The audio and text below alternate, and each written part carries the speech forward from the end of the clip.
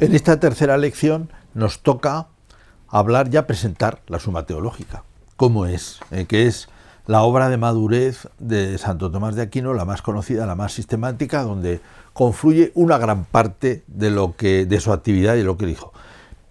Decíamos en la clase pasada como esto es una iniciativa de él, o sea, ni siquiera se la pidieron. En aquellos años en que él pasa, que son entre 1259 y 1268, en la que él va por Italia, preparando las casas de estudio de los dominicos y viendo las dificultades que tenían, pues él va concibiendo poco a poco que conviene hacer una obra sistemática general. Y lo explica precisamente en el prólogo, o sea, donde empieza la Suma Teológica, ahí explica cuál es el motivo por el que él ha hecho esta obra, la Suma Teológica, que ya he mencionado. Aquí tengo una edición bonita, aunque no demasiado manejable, claro, porque ese papel Biblia, estupenda, tiene con sus 3 partes y que tiene pues 2000 a 2 columnas, 2800 páginas, te digo una idea, y diríamos, y viendo un poco las notas, también se ve qué trabajazo lleva, porque esto puede tener, ahora no me acuerdo, pero puede tener pues varios miles de citas, en primer lugar de San Agustín, de Dionisio Areopagita, de San Juan Damasceno, de San Juan Crisóstomo, o sea, cientos de citas, que hoy por hoy todavía es una sorpresa cómo lo ha podido hacer. No, por un autor moderno ya sería difícil hacer eso, y también qué erudición tiene, qué erudición y qué archivo de sus lecturas, y qué memoria también probablemente, aunque claro, esto no se cita de memoria, es decir, porque cita bien. Santo Tomás de Aquino se nota que cita textos, no simplemente de memoria, alguna vez citará de memoria, también cita de memoria, pero bueno, digo, es una obra potentísima, vamos a decir, muy, muy grande. Pero vamos con el prólogo. Dice: el maestro de la doctrina católica, es decir, el maestro de la teología, se llama doctrina católica, no debe solo instruir a los que ya saben, sino también que le toca instruir a los que comienzan.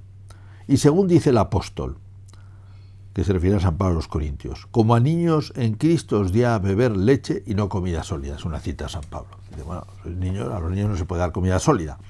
Dice, y a los que empiezan teología, pues tampoco se puede dar cosas muy duras. Nuestra intención en esta obra es enseñar las cosas de la religión cristiana como conviene a los que comienzan. Hemos visto que hay muchas cosas que estorban a los que empiezan, que lo hacen más difícil. En parte por la multiplicación de cuestiones inútiles. Hablábamos de cuántas cuestiones suscitaban. Era bonito para pensar, pero al final podía quedar todo un poco desordenado. De artículos, de argumentos. En parte porque lo que tienen que saber no se les da según el orden de la materia, sino según lo requiere la exposición de los libros que se iban estudiando. Claro, decíamos que sobre eso se van haciendo cuestiones, y ahí se van pensando cosas y va saliendo doctrina. Pero claro, sale un poco ocasionalmente, no está puesto todo en su sitio. O según se presente la ocasión de disputar. En parte porque la frecuente repetición de todo esto les aburre y genera confusión en las almas. Para evitar estas cosas a los estudiantes, intentamos, confiando en la ayuda de Dios, presentar breve y claramente lo que se refiere a la doctrina sagrada hasta donde lo permita la materia. Bueno, también esto alude al archivo que tenía que tener Santo Tomás, a la ayuda que tienen los secretarios, a la capacidad que tiene de sintetizar.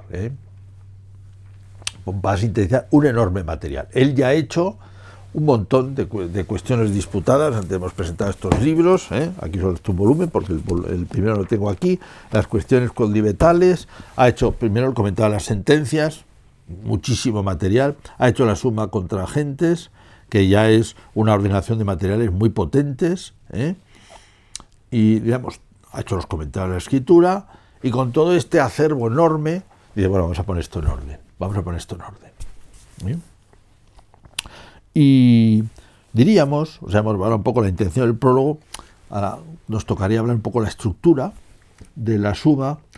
El mérito de la suma no son solo los contenidos, que están bien resumidos, tiene muchas cosas originales, a veces no son todas originales, porque muchas cosas son las que se decían bien dichas, y él las recoge, ¿no?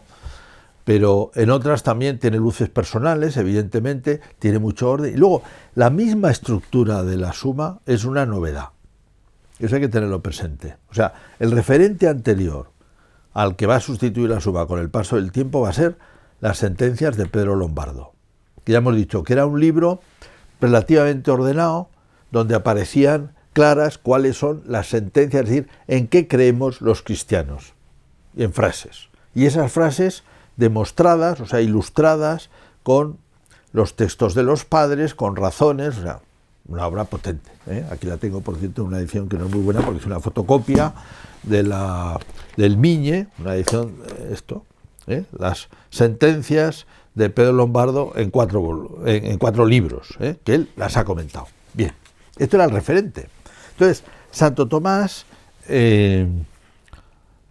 va a poner todo en su sitio. Va a poner todo lo que se sabía, todo lo que él ha manejado, todo lo que él ha hablado en clase, las cuestiones que ha visto. Va a intentar poner todo en su sitio. Entonces, decimos, tiene un precedente que es las sentencias de Pedro Lombardo. Hay que decir de entrada que la obra de Santo Tomás, las sentencias se dividen en 4 partes y la obra de Santo Tomás en 3. Entonces, la primera parte, pero bueno, lo va a explicar el prólogo, lo mejor es que lo leamos tal como él lo explica. Porque él además, no lo tengo aquí, pero a lo largo de la suma, él va como introduciendo unas divisiones que son interesantísimas. Antes hemos visto en el prólogo, dice lo que va a hacer.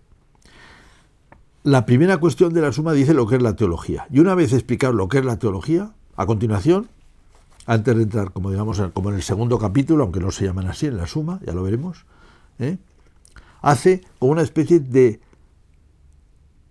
plano general, que es lo que voy a leer.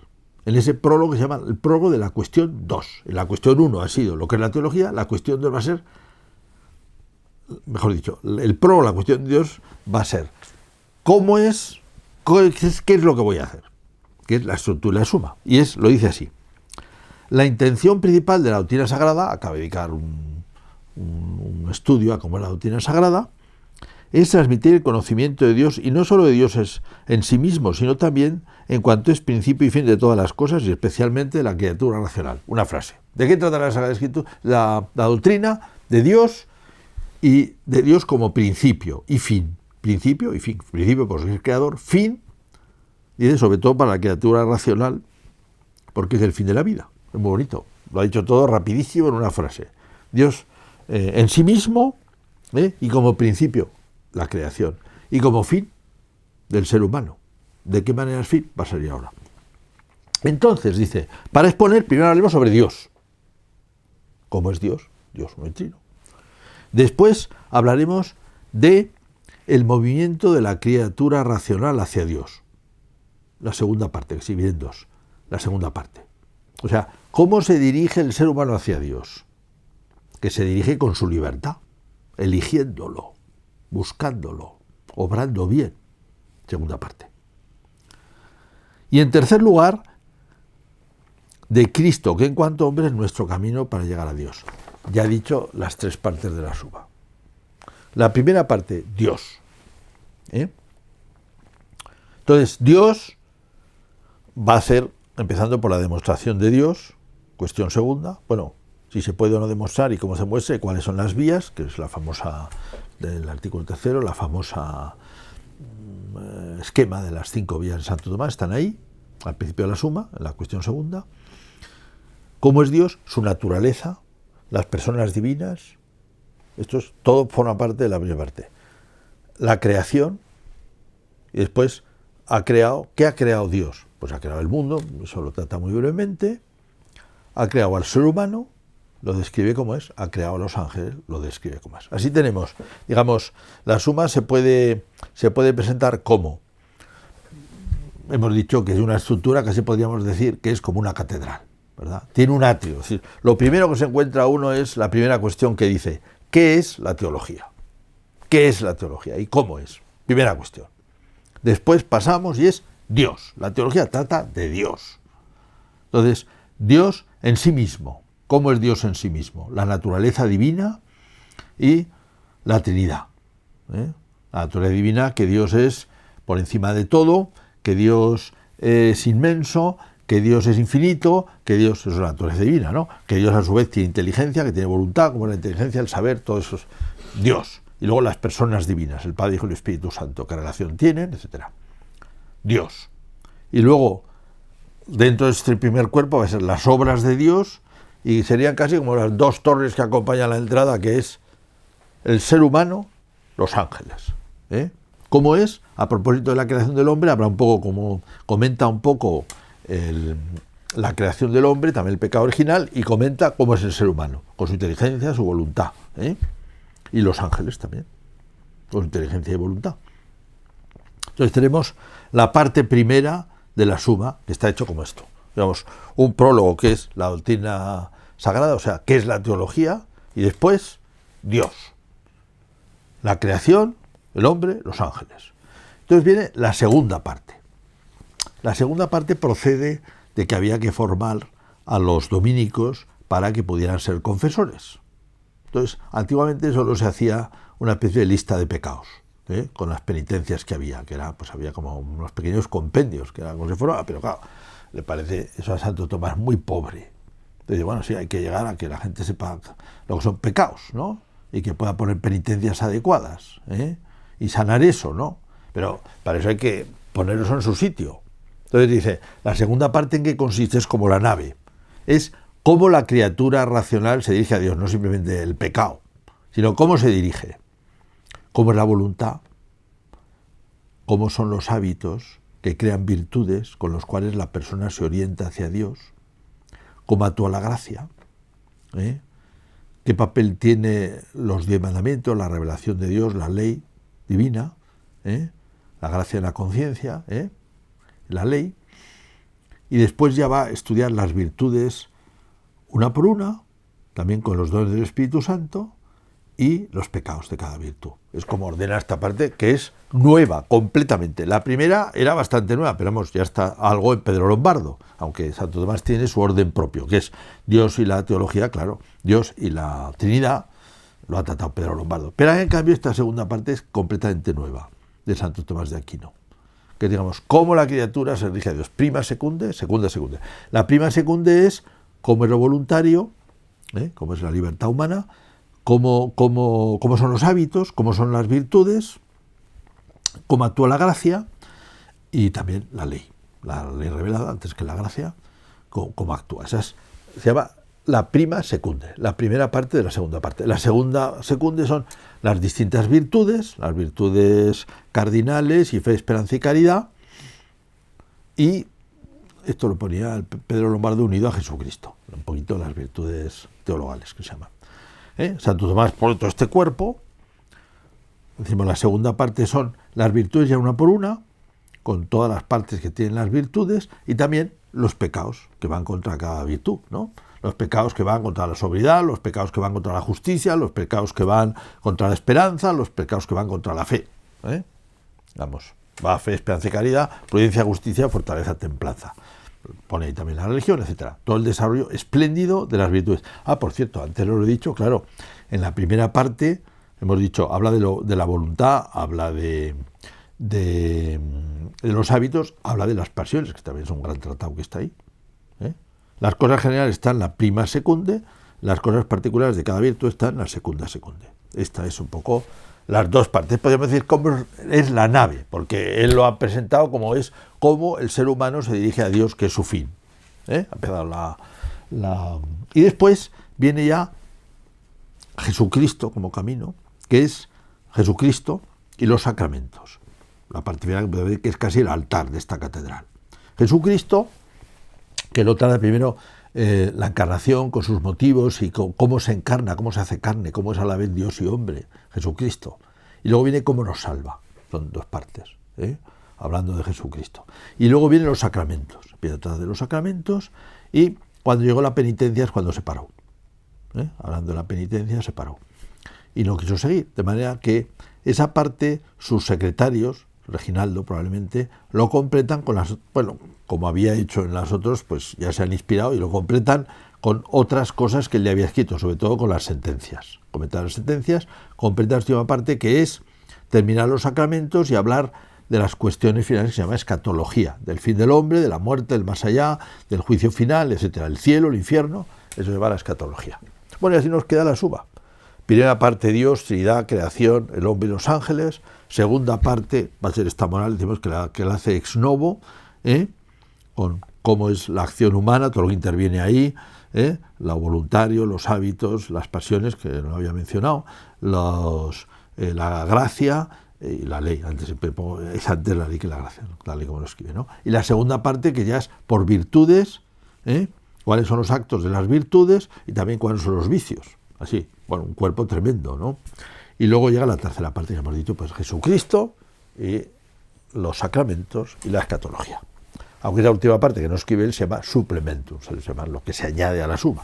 Muy bien, nos quedaría un tercer punto en esto que hemos dicho, que es la intención de la suma, la estructura de la suma, la influencia de la suma. Bueno, la suma lo ha hecho él en los últimos años de su vida, del 68 al 72. Entonces, claro, vamos a decir, bueno, ya estaba, pero la suma en realidad es recibida con claro, un libro muy potente, que entre otras cosas, como decimos, esto no se editaba, de manera que cuando existe la suma, pues existe la que haya escrito más las copias que haya hecho su equipo, que las hayan repartido donde las hayan repartido. De tal manera que la orden, aunque no todos, como pasa siempre, no todos les gusta, porque a unos gusta, a otros les gusta, pero la orden dominica poco a poco va como utilizando cada vez más la suma. Pero en cambio otros o no la conocen o no les interesa, o están en otras cosas, de manera que todavía en todas partes siguen las sentencias de Pedro Lombardo. Solamente 300 años después, o sea, en 1526,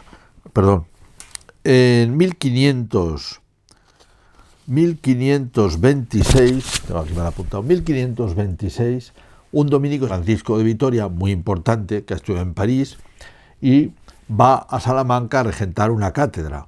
Entonces, en esa cátedra, él, en lugar de enseñar Pedro Lombardo, que es lo que estaba mandado por los estatutos de la universidad, pues cambia y da la suma teológica. Hay alguna oposición, pero en fin, no le dicen nada al final. Y durante 20 años, entre 1526 y 1546, que se muere, da la suma teológica como base de estudio.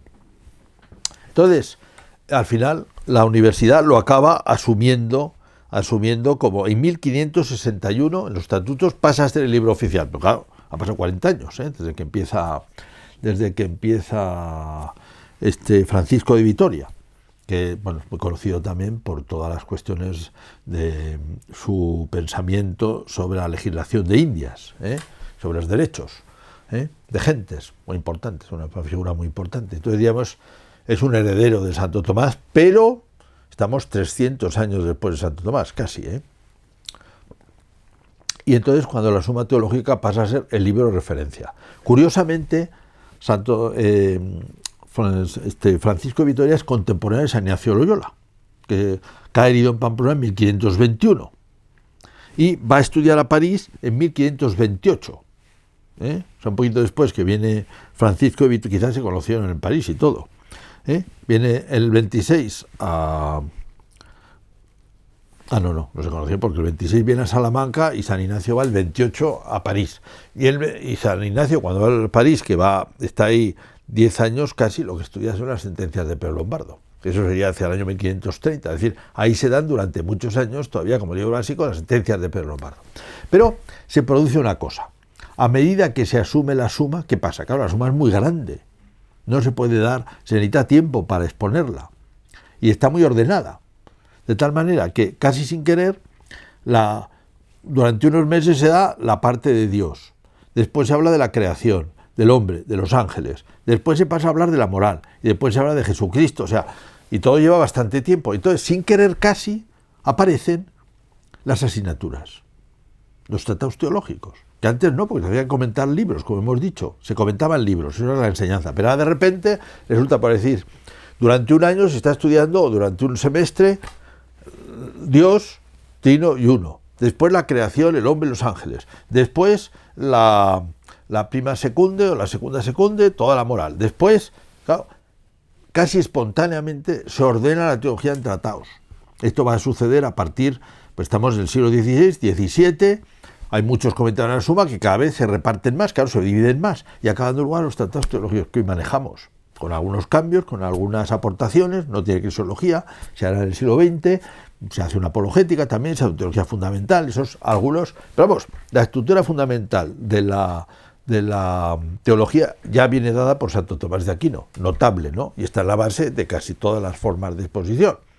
De tal manera que eso da una idea de la enorme importancia histórica que ha tenido Santo Tomás de Aquino en la historia de la teología.